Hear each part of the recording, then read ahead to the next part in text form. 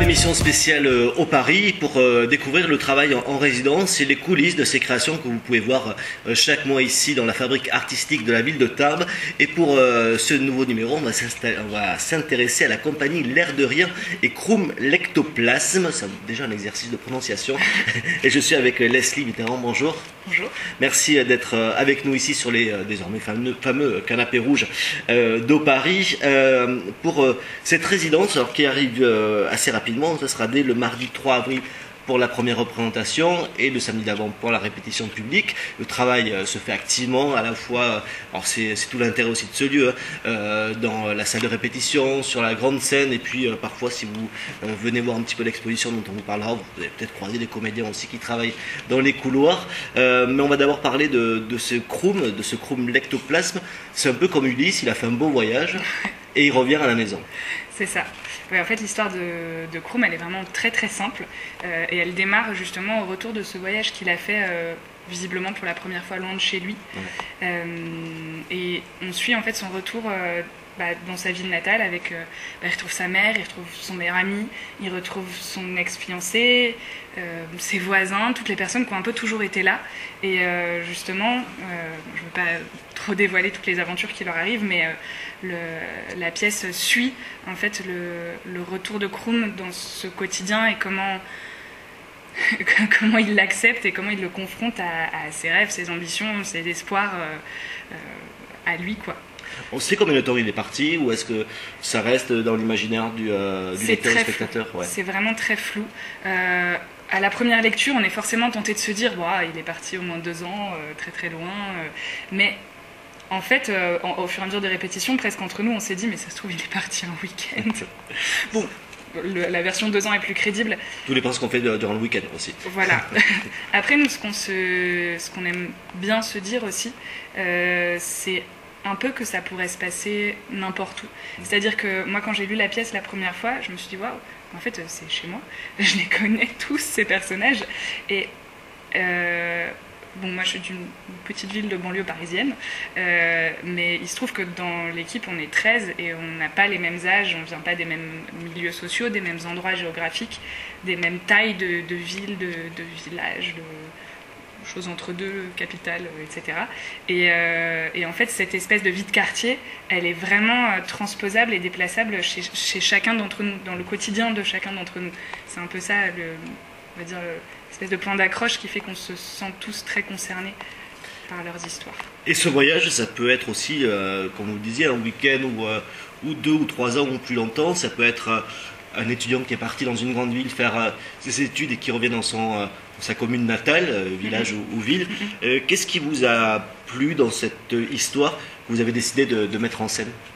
Alors, moi justement, par rapport au retour de ce voyage et qu'est-ce qu'il fait de sa vie maintenant en fait qu'il est rentré, c'est justement ce thème que je trouve vraiment brûlant des espoirs qu'on peut avoir au sens large vraiment pour toute sa vie et comment on fait avec en fait quand ils sont trop grands ou même quand ils sont très quotidiens. Est-ce qu'on se jette dans le vide pour y aller? Est-ce qu'en fait on n'arrive pas à se jeter? Et pourquoi on n'arrive pas à se jeter? Est-ce qu'on a peur de réussir? Est-ce qu'on a peur de rater? Et quand la vie vous rattrape par hasard enfin, il y a un certain nombre aussi d'événements inattendus, de choses dont on n'est pas responsable en fait, qui arrivent. En fait, comment on fait avec tout ça? Et quel que soit l'âge qu'on a, parce que pareil sur Krum, vu aussi l'âge du comédien qui le joue et les personnages autour aussi d'ailleurs, on peut imaginer vraiment que c'est un étudiant en fin d'études, même peut-être un tout petit peu plus âgé. Mais à la lecture de la pièce, c'est pas dit. Il peut être plus jeune déjà, et il peut aussi bien avoir, moi ça me semblerait crédible, jusqu'à une bonne quarantaine d'années en fait, et d'être comme un espèce de toisillon trop grand qui n'a pas encore quitté le nid, qui a un peu les chocottes de sauter, quoi.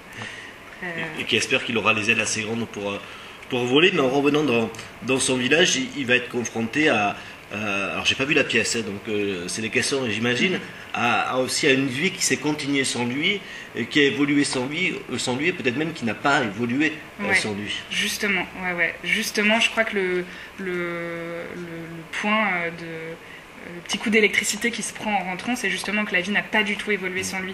Les personnages sont tous encore empêtrés dans les mêmes problèmes, exactement les mêmes que quand il est parti, et lui retrouver cette espèce de... comme réécouter une boîte à musique qui est toujours exactement la même, ça le rend fou, quoi. Mais justement, en fait, moi ce qui me plaît là-dedans, c'est qu'à la fois c'est extrêmement angoissant de se dire ça, et à la fois il y a quelque chose de tellement vivant, mais chez tous, même à chaque fois qu'il leur arrive des trucs pas possibles, qui foncent dans un mur, ils foncent dans le suivant avec la même énergie et la même vie, et avec beaucoup d'humour, en fait. Avec... c'est, disons, vraiment inhérent à cette écriture-là, en fait, le panache, quelque part, la joie d'aller au-devant de la suite, quoi. Et justement, la suite, pour la compagnie, c'est la première représentation. Le travail se fait pour l'instant en répétition sur la grande scène. C'est ce qu'on va voir dans un instant. On va voir même ça tout de suite, un premier extrait des répétitions qui se déroulent actuellement au Paris, à Tarbes. Bon, arrête, ça suffit. On ne touche pas les seins et on ne bousille pas la vie. Je veux de toi une réponse ultime et définitive. Je peux pas me marier. Pas pour l'instant, en tout cas, ça me bouge les projets. Je commence à écrire et j'ai besoin d'une période de calme et de liberté. Sentimentalement et financièrement. Après... pas d'après. Je vais épouser le joyeux du quartier. Nous déménagerons. Nous aurons un enfant et quand je te rencontrerai par hasard dans ce trou, toujours affublé de ta mère, du même pantalon et des mêmes aspirations, je te rirai au nez.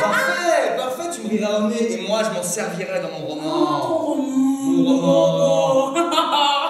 Je suis amoureuse de cette merde et je me demande vraiment pourquoi. Oh, Trouda. Ah, mais d'ailleurs, tu n'auras pas un traître mot de ce que tu viens de dire et tu ne fais même plus l'effort d'être convaincant. Trouda. Ah, mais tu ne ressens rien. Je le sais bien, va. Ce n'est que quand tu te ramasses une douche froide que tu viens t'essuyer chez moi. C'est vrai, je suis une ordure. Et pourtant j'essaie, crois-moi, j'essaie. La preuve, chez qui est-ce que je viens quand je suis malheureux? Chez toi. Dans le lit de qui est-ce que je me glisse quand j'en ai pas d'autre? Dans le tien. Et qui est-ce que je m'efforce d'aimer sans y arriver? Toi. Je suis vraiment une ordure, gifle-moi, t'en as droit. Voilà un premier extrait de Krum l'Ectoplasme que vous allez pouvoir voir au Paris, à Tarbes, à partir du mardi 6 avril à 20h30, ça sera l'avant-première, à 5 € l'entrée. Le mercredi 4, ce sera à 19h, ce sont les nouveaux horaires cette saison. Jeudi 5, vendredi 6 et samedi 7 avril à 20h30. Et dimanche 8 avril, ça sera à 16h, ce sera déjà la dernière. Après un long travail qui se fait ici, on va voir comment justement se fait le travail de la compagnie, de ces 13 personnes, vous n'êtes pas superstitieux apparemment, qui composent cette compagnie, en tout cas sur Tarbes, mais l'air de rien, vous arrivez de banlieue parisienne. C'est ça, ouais. On est une compagnie montrougienne, donc on vient des Hauts-de-Seine, en banlieue parisienne. Ouais. En fait, les trois personnes à l'origine de cette compagnie, c'est Johan Test et Clotilde Duet qui jouent dans Krum l'Ectoplasme, et puis moi qui le mets en scène. On s'est toutes les trois rencontrées dans la même école de théâtre à Paris, l'école Claude Mathieu. Même si on vient pas, Clotilde elle est tarbaise, oui. Et bon voilà, on s'est toutes les trois retrouvées dans cette école et suite à travailler ensemble là-bas, on a vraiment eu envie de monter cette compagnie et de continuer à travailler ensemble sur la durée, quoi. Et voilà, ça fait 5 ans qu'on a créé la compagnie. On travaille pas mal sur des créations contemporaines, aussi du théâtre musical et du théâtre d'improvisation, et on fait aussi assez régulièrement des actions culturelles en milieu scolaire. Voilà, si je dois dire un peu les principaux axes de travail qu'on peut avoir depuis ces 5 ans. Après, là, spécifiquement pour Krum, ça fait donc 2 ans et demi que le projet est initié, et justement, comme c'est une très grosse équipe, ça a mis beaucoup de temps. C'est pas facile de réunir tout le monde, parce que vous avez tous, tous les comédiens et les techniciens ont tous des vies autour aussi, professionnelles. Exactement. Et artistiques. Tout le monde travaille avec plusieurs compagnies, voire aussi sur des tournages, des choses comme ça. Et même au-delà de ça, monter une production, en fait, tout bêtement, pour un spectacle comme Krum, de par le nombre de personnes dans l'équipe aussi, c'est un vrai temps. Mais oui, réunir 13 personnes au même endroit qui ont des vies personnelles et professionnelles très différentes, faut que tout le monde ait vraiment envie pour que ça se passe, quoi. Alors justement, pourquoi est-ce que vous avez choisi de faire comme ça un spectacle aussi gros, c'est-à-dire avec autant, parce qu'en plus chaque comédien joue quasiment 2 personnages tous. Oui. Ce qui veut dire qu'il y a quand même un pléthore de personnages dans cette pièce. C'était peut-être plus simple de faire, c'est ce qu'on voit régulièrement aussi au Paris et sur les scènes de théâtre, c'est des spectacles avec un peu moins de personnages, un peu moins de comédiens, c'est plus simple, ça coûte moins cher. C'est plus simple, ça coûte moins cher, mais c'est moins drôle. Non, en fait, bon, peut-être qu'on ne peut pas monter des spectacles avec 13 personnes tout le temps dans sa vie, mais imaginons que là, il y en ait un que je crève d'envie de monter, et que aussi,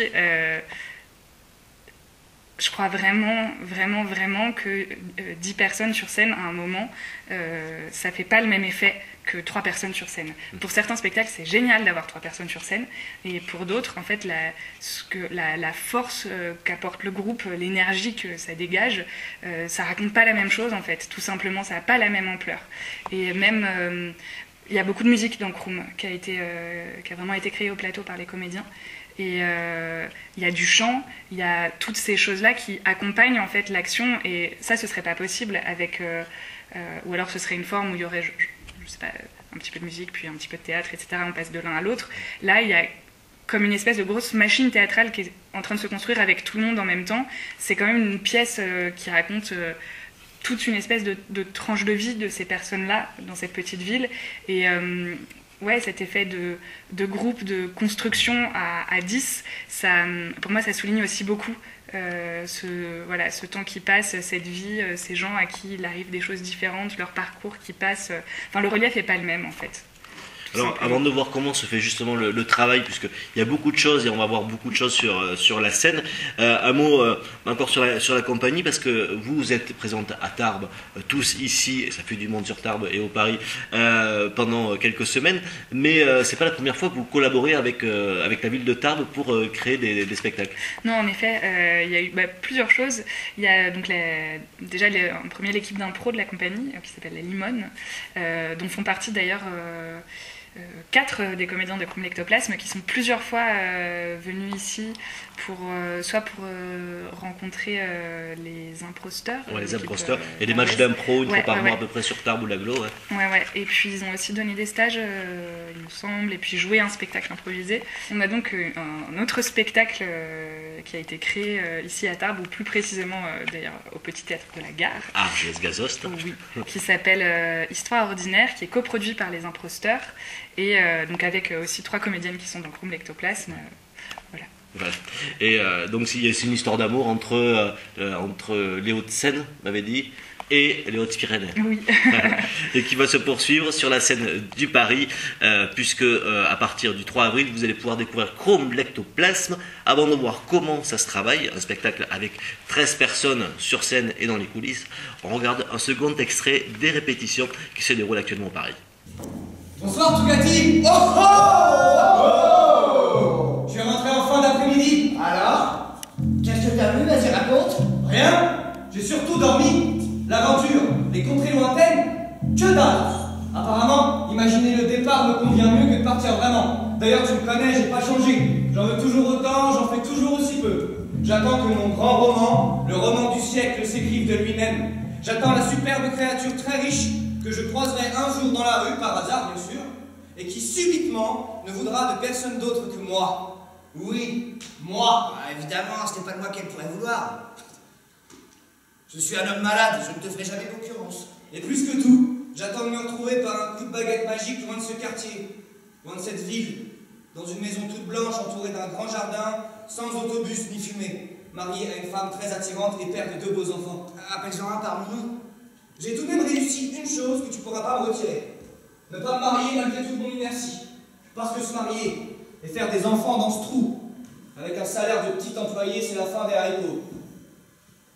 Regarde de quoi ils ont tous l'air ici. Lamentable. Voilà un nouvel extrait de Krumm l'Ectoplasme qui est actuellement en plein travail de répétition et de création sur la scène du Paris à Tarbes. Vous pourrez le voir. Alors la répétition publique, ça sera le samedi 31 mars à 14 h, c'est en entrée gratuite. Et puis ensuite, à partir du mardi 3 avril à 20 h 30, mercredi à 19 h, jeudi 5, vendredi 6, samedi 7 à 20 h 30 et dimanche 8 avril, ça sera la dernière à 16 h. L'entrée est à 12 €. Si vous voulez venir le voir plusieurs fois, il y a les tickets tout Paris. 13 personnes. Alors je vais déjà citer les comédiens. J'ai une fiche, ça va me permettre d'oublier personne. Il y a Ariane Basseri, Leïla Déo, oui.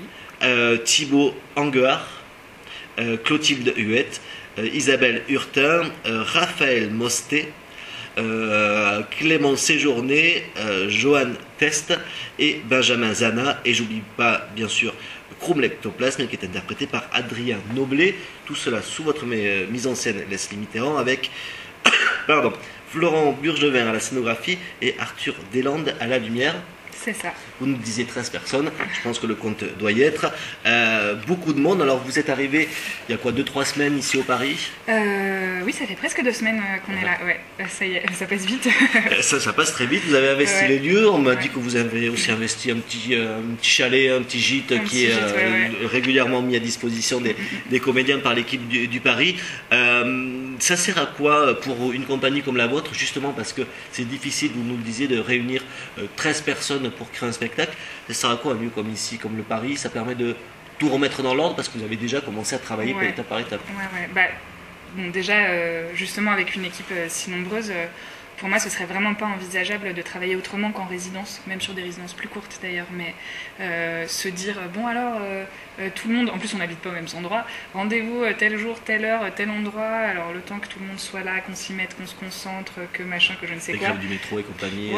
On n'a pas eu le temps de travailler, et puis 2 secondes après, on est dans autre chose, on est reparti dans les autres soucis de la vie. Alors que le fait de travailler en résidence, là on a commencé par travailler dans le lieu de notre scénographe qui s'appelle la Grange d'Adrien, dans le Loiret. Et on a aussi une résidence 64 à Paris. C'était des périodes d'une petite semaine à chaque fois.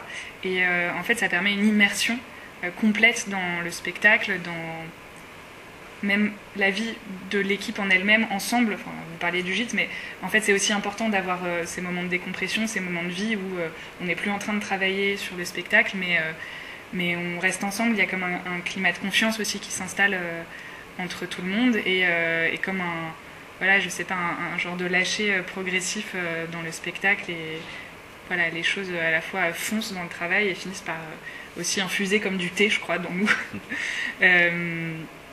Et pour revenir au Paris, pour le coup c'est des conditions de travail vraiment génial parce que déjà de par simplement le théâtre et la taille de la salle, l'équipement technique mis à disposition, la gentillesse de l'équipe qui nous accueille, enfin c'est vraiment formidable, et aussi le fait pour le coup de pouvoir rester en répétition 3 semaines plus une semaine de représentation, c'est vraiment un confort de travail qui est inégalable, quoi. Puisque au Paris, pour ceux qui ne connaîtraient pas les coulisses, il y a la grande salle de spectacle qu'on voit quand on va voir les compagnies qui passent, mais juste en dessous de la grande scène, la même taille que la grande scène, il y a une salle de répétition aux tailles identiques. Ça permet comme ça de travailler pendant que le spectacle au-dessus se joue. Déjà la compagnie, la prochaine compagnie commence déjà à travailler. En général, il peut y avoir des croisements comme ça. Puis même là, comme on est nombreux, il y en a au-dessus, il y en a en dessous, il y en a dans l'autre salle. On a dû même en virer d'ici pour pouvoir retourner cette émission. C'est vrai. Mais oui, du coup, je dirais que comme les répétitions, on a dû commencer cette petite résidence il y a 1 an. Au début, c'était vraiment comme une espèce de traversée, de plongée dans le texte, on cherche, on met un gros chantier, on se laisse rêver, imaginer un peu ce qu'on va faire. Et puis là, quand on revient ici, on est quand même chargé de tout le travail qu'il y a eu avant, qui est complètement en 1000 morceaux. Et pour le coup, on recentre les choses petit à petit. Oui, c'est un puzzle dont vous remettez des pièces dans le bon ordre. Oui, on finit la peinture des pièces aussi. Voilà. Hein. C'est-à-dire qu'il y a quelques pièces, bon, c'est pas encore trop. En fait, 3 semaines, quelque part, c'est très long. Et en même temps, vraiment, on a toujours l'impression d'être en train de courir après le travail. Mais c'est bien d'avoir aussi des échéances. Parce qu'en vrai, 3 semaines, c'est suffisant. De l'intérieur, on se dit, mais c'est pas possible, on a tellement de choses à faire, ce sera jamais fini, ça part dans tous les sens. Mais en réalité, cette échéance-là, elle fait aussi du bien. Et est-ce que pour ensuite vendre le spectacle à Paris, puisqu'au-delà du Paris à Tarbes, il va continuer à vivre, puisque vous êtes originaire de la région parisienne, est-ce que c'est aussi un gage de pouvoir dire à des salles, ben voilà, on l'a travaillé longtemps dans un lieu, alors Oui. à l'autre bout de la France, certes c'est loin pour Paris parfois, alors qu'il y a un vol en 1h30, mais sur les Parisiens on peut être ici à Tarbes, même ça coûte un peu cher parfois l'avion.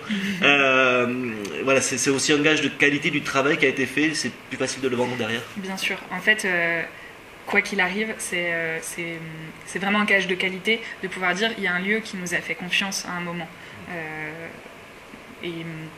Voilà, si c'est un lieu de résidence, c'est une chose. Si c'est un lieu de résidence et de représentation, vraiment de création, d'accueil de compagnie, c'est un autre poids, c'est évident.